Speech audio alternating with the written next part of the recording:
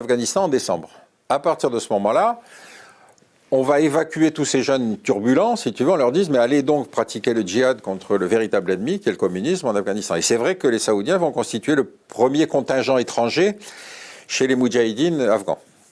Alors, vous connaissez tous que ces moudjahidines-là sont des combattants de la liberté, qualificatifs qu'on a inventés à Washington et qui ont été répercutés par BHL de nombreuses fois. Or, on sait très bien que quand ils ont pris le pouvoir après, c'est-à-dire quand les talibans sont arrivés, c'était tout sauf des combattants de la liberté. Mais comme ils combattaient contre le communisme, ils avaient droit au titre. Donc, c'est assez intéressant parce que tu vois comment, en fait, on projette sur une situation locale des postulats idéologiques qui sont nés ici dans le quartier latin. C'est-à-dire quand BHL va voir Massoud, le chef, il oublie de dire que c'est un Tadjik, population minoritaire en Afghanistan, et que le célèbre Massoud, si tu veux, qui évidemment occupe une position importante dans la communication entre le nord et le sud de l'Afghanistan, est quand même un individu qui, quand il va prendre le pouvoir à Kaboul, après le départ des soviétiques, bon, il va faire tirer à l'arme l'autre sur Kaboul parce que ça résiste un peu. Bon, donc le personnage n'était pas le personnage extraordinaire que BHL présentait, mais enfin, c'est pas grave, ça montre simplement comment on médiatise une crise. Les termes de la médiatisation sont extrêmement importants, encore une fois, pour le placer dans un outillage intellectuel, on se dit, ah oui, ceux-là c'est les gentils, ceux-là c'est les méchants. Donc, 79, c'est une espèce de basculement pour beaucoup de raisons, et à partir de ce moment-là, quand commence le reflux de l'Union soviétique, eh ben, l'Arabie saoudite, enrichie par la crise du pétrole en 73, va commencer à distribuer en quantité tous les moyens financiers qui vont permettre la propagation du salafisme. Les principaux ennemis ou les principaux dénonciateurs de cette influence religieuse de l'Arabie saoudite, c'est le gouvernement algérien. Parce que le gouvernement algérien, quand il s'est retrouvé dans les décennies 90 avec la poussée du fils, avec la poussée ensuite du GIA, ils sont les premiers à dénoncer l'ingérence de l'Arabie saoudite dans le financement des mosquées, dans la formation des imams, etc., etc. Donc tout ça pour dire que c'est à l'intérieur du monde arabe que la dénonciation de la diplomatie religieuse avec ses effets déstabilisants a été le plus dénonciateur, le plus vif, quoi. Comment on fait pour prendre conscience et étudier le poids du lobby saoudien en France? On audite les associations, on audite leurs comptes, on met tout le monde sur écoute, on fait suivre tout le monde. Qu'est-ce qu'on fait?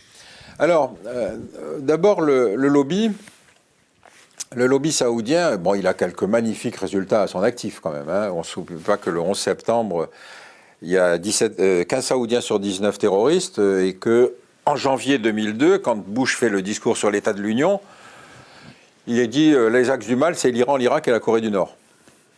Tu vois la tête des Nord-Coréens quand ils ont appris qu'ils étaient dans l'axe du mal, quoi. C'est-à-dire qu'il évite totalement la question de l'Arabie saoudite. Parce que l'Arabie saoudite, détient 8% du PIB américain, parce que... C'est plus... D'abord, c'est plus pervers parce que, si tu veux, le lien structurel entre l'Arabie saoudite et les États-Unis, c'est le moment où, effectivement, Roosevelt rentre des négociations d'Yalta et il s'arrête en Arabie saoudite, il rencontre le roi d'Arabie saoudite et ils font le pacte du Quincy, c'est-à-dire le nom du bateau, dans lequel se construit une relation stratégique qui s'appelle sécurité contre pétrole. Donc les Saoudiens garantissent qu'ils fourniront du pétrole en toutes circonstances aux États-Unis et en échange, les Américains s'engagent à garantir la stabilité de la monarchie. Donc c'est une relation qui s'est construite dans le temps, dans laquelle effectivement il y a énormément d'échanges, les Américains ont gagné beaucoup d'argent, en plus quand les Saoudiens deviennent richissimes, alors là c'est encore mieux. Pour donner une idée, en France, l'Arabie saoudite c'est le meilleur client de l'industrie d'armement en moyenne de lycée sur les 20 ou 30 dernières années. Et on n'est pas les Américains, c'est-à-dire que simplement une puissance de second rang comme la France peut considérer que l'Arabie saoudite, ce sont des intérêts économiques et stratégiques significatifs. Donc, si tu veux, c'est une relation qui s'est construite dans le temps.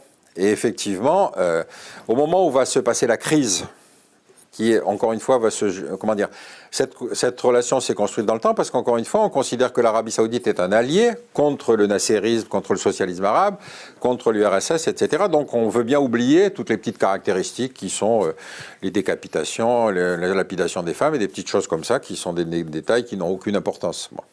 Donc, C'est horrible. Et non, mais c'est extraordinaire. C'est-à-dire, si tu regardes aujourd'hui, par exemple, le nombre de condamnations à mort à la surface de la planète. Donc on dit toujours que c'est la Chine qui arrive en tête. Simplement, la Chine, c'est 1,4 milliard d'habitants, si tu veux, ce qui n'est pas le cas de l'Arabie Saoudite, qui doit être aux alentours de 30 millions d'habitants. Mais si on rapporte le nombre de décapitations par rapport à la population, l'Arabie Saoudite arrive largement en tête. C'est-à-dire que si tu le rapportes à un échantillon qui n'est pas la simple cumul statistique, on s'aperçoit qu'effectivement, l'Arabie Saoudite décapite beaucoup plus que la Chine. Mais tu vois bien que dans les débats publics, personne ne dit qu'il faut arrêter les décapitations en Arabie Saoudite. On va dire à la limite presque c'est une distraction, tu vois. Quand il y a eu par exemple cette occupation de la Grande Mosquée, donc ils ont arrêté, je crois, une dizaine de types ou une douzaine de types qu'ils ont fait décapiter sur la place publique retransmise à la télévision en direct dans plusieurs villes du pays. Donc c'était un spectacle. Une propagande. C'est un spectacle. Tu vois, c'est-à-dire, je ne sais pas comment la chose est vécue par les Saoudiens, mais ça participe d'une espèce de banalisation de la décapitation, etc. Tu connais beaucoup de Saoudiens ou de Saoudiennes? J'en connais quelques-uns, oui, pas énormément, non, j'en connais. Mais de près ou? J'ai connu, si tu veux, surtout des gens qui travaillaient en Arabie Saoudite, c'est-à-dire des gens qui, effectivement, soit des Libanais, si tu veux, qui travaillaient là-bas et qui connaissent bien en profondeur la société saoudienne. Pareil. Et puis, il y avait les officiels saoudiens, c'est-à-dire moi, quand j'ai travaillé à l'exportation d'armement, on rencontrait effectivement un certain nombre d'officiels saoudiens. Mais jamais une discussion à bâton rompu autour Non, de... non, je veux dire, attends, les pauvres types, moi je ne sais pas comment j'en serais sorti, mais eux, je sais comment ils s'en seraient sortis, je veux dire, tu vois. Donc, Paraît-il que ce pays est tenu par 30 000 personnes non, c'est-à-dire qu'on sait qui sont connectées dans tous les organes de l'État, ça va du flic en passant par le fonctionnaire de base, et c'est une caste qui tient le pays d'une main de fer. Et là, ils rencontrent quelques problèmes, c'est-à-dire que la rente pétrolière est en train de s'amenuiser. Ils ont du mal à fournir la rente, les miettes à leur population. Donc les gens commencent à poser des questions. Jamais... Bon, je ne sais pas. Moi, ce que j'avais vu comme chiffre, c'est que grosso modo, les princes, c'est-à-dire ceux qui vont émarger à la rente, et leur famille. Et leur famille, ça fait à peu près 10 000 familles. Donc on arriverait peut-être dans ce chiffre des 30 000 dont tu parles. Mais si tu veux, c'est un cercle de légitimité familiale, bon, et qui sont... Alors, et le reste sont transit peur. Les autres sont ce qu'ils sont. C'est-à-dire tu as aussi des Saoudiens pauvres. Bon, donc c'est très difficile de... si tu veux... je vais essayer de montrer, si tu veux, la stratification de la société saoudienne. Donc, dans cette catégorie des princes, il y a eu l'affaire Khashoggi. L'affaire Khashoggi est intéressante puisque c'est une famille riche, mais dont un des fils, si tu veux, c'est de couper de la hiérarchie religieuse, de la hiérarchie monarchique saoudienne, et qui est donc parti aux États-Unis, qui est devenu journaliste au Washington Post, pardon, et qui écrivait des articles particulièrement informés puisqu'il connaissait de l'intérieur le fonctionnement. Bon. Donc la corruption, etc., les machins. Ce qui est intéressant, c'est que Khashoggi, ça a fait un scandale, mais ça a fait un scandale parce que les Turcs l'ont révélé. Parce que les Turcs avaient totalement sonorisé le consulat à Istanbul, que le pauvre Khashoggi qui est entré là tout seul en se disant « je viens chercher mon certificat de mariage », il ne pensait pas qu'il allait tomber dans le traquenard qui avait été largement préparé, puisque l'équipe des bouchers saoudiens était arrivée avant, ils étaient installés dans le consulat, etc. Mais comme le consulat était sonorisé et qu'il y avait les caméras vidéo, si tu veux, les Turcs ont vite fait de prouver que le type était rentré mais jamais ressorti. Bon. Et donc, progressivement, est apparu ce scandale. Sonorisés, ils écoutaient en direct, ils ne sont pas intervenus. Non, ils ne pouvaient pas, c'est un site diplomatique. Mais tout ce qu'ils pouvaient dire, c'est le type n'est jamais ressorti. Donc, quand les Saoudiens ont dit non, si, regardez le van dans les 400... Alors, les autres disaient non, on n'a pas vu ressortir Khashoggi. Alors, qu'est-ce qui est intéressant dans cette histoire? Khashoggi participe de ce que la BBC a appelé les princes félons. Les princes félons, ça veut dire les mecs qui appartiennent à ce fameux cercle des 10 000 familles qui touchent de l'argent et qui souvent se sont mis une fois à l'étranger à critiquer la dynastie saoudienne. Alors, tu as plusieurs profils, hein. C'était le mec joueur, buveur, etc., puis qui en avait marre, qui ne voulait pas rentrer en Arabie Saoudite. Tu pouvais avoir le type qui, effectivement, s'était découvert une vocation démocrate, celui qui pensait que le remplacement de la dynastie pourrait l'amener au pouvoir. Enfin bref, il y a des profils très différents. Mais ce qui est intéressant, c'est que Khashoggi n'est que le 5e de la catégorie des princes disparus. Alors tu te dis, mais attends, et les autres, qu'est-ce qu'ils sont passés? Pourquoi est-ce qu'on n'en parle pas? On n'en parle pas parce que vis-à-vis de l'Arabie Saoudite, comment veux-tu faire une de journal avec un prince saoudien qui vit en Europe, à Monaco, et qui disparaît? Tu vois, ça ne peut pas être un thème médiatique. Le cas de Khashoggi était intéressant parce que c'était un journaliste américain, d'un grand média américain, et dont les preuves de la disparition étaient évidentes. Ce qui a été passé au coupe-coupe.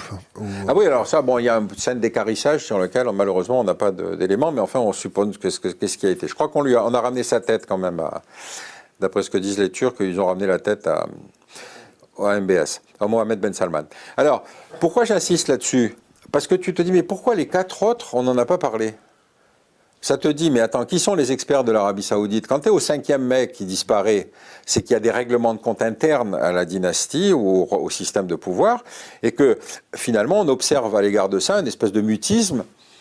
Les universitaires, ils se disent, je vais y revenir sur le fonctionnement du lobby, mais les universitaires, ils se disent, ouais, bon, mais qui ça va intéresser ? Les diplomates, ils se taisent, c'est quand même leur vocation. Et donc, alors, pour donner une idée de ce qu'étaient ces princes disparus, parce que quand même, il faut comprendre comment ça fonctionnait. Donc, le type est à l'étranger et il critique. Chose insupportable pour la dynastie en place. Mais le type demande à l'ambassade de lui réserver un avion. Et l'avion qui va décoller de Rome, ou qui va décoller, je ne sais pas où, de Gibraltar, au lieu d'aboutir à Rome, il va aboutir à Riyad.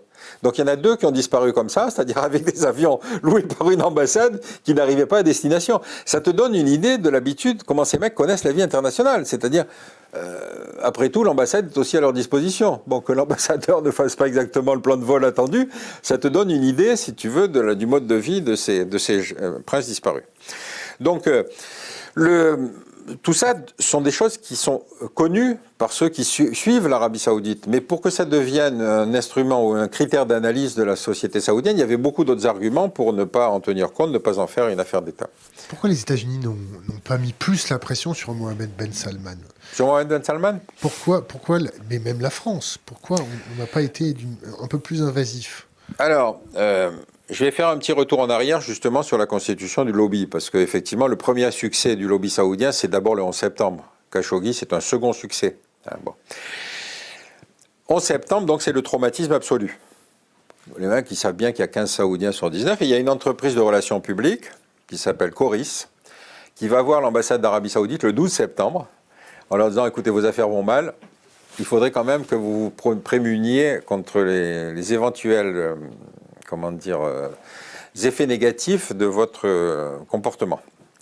Et donc, ils disent, on va s'occuper surtout de suivre le rapport que va faire le Congrès sur le 11 septembre, puisque tu sais que dans le système américain, le Congrès va investiguer pour expliquer pourquoi cette catastrophe, quand même 3000 morts. Avec une enquête sous-financée, ils sont partis avec un budget de combien ? 600 000 $, c'est ça ? Tu parles de qui, là ? De la commission d'enquête sur le 11 septembre. Ah non, pour ça, les moyens, c'était illimité. La question, c'est... Au départ, leurs moyens étaient très limités, non ? Je sais pas, non, je crois pas. Enfin, en tout cas, je n'ai pas entendu parler de ça, mais ce qui est intéressant, c'est que donc Coris va faire de l'activisme à l'intérieur du Congrès pour essayer de faire comprendre qu'il fallait faire attention, que ce n'était pas l'ambassade qui avait financé ça. Or, toutes les preuves existaient, que l'ambassade avait soutenu ou avait loué des chambres pour le fameux commando qui allait détourner les avions. Ça, c'est prouvé. Oui, c'est prouvé. Et donc Coris va changer le portage, c'est-à-dire va agir auprès de la Maison-Blanche. Et on va voir le premier résultat de l'efficacité du lobby saoudien, c'est que quand le rapport du Congrès va sortir, il y a 28 pages qui étaient essentiellement dédiées à l'action de l'ambassade et à l'Arabie Saoudite dans l'organisation de l'attentat, et George Bush va classifier secret défense ces 28 pages. Bon, donc là, c'est de l'efficacité quand même. Il faut saluer l'efficacité du truc.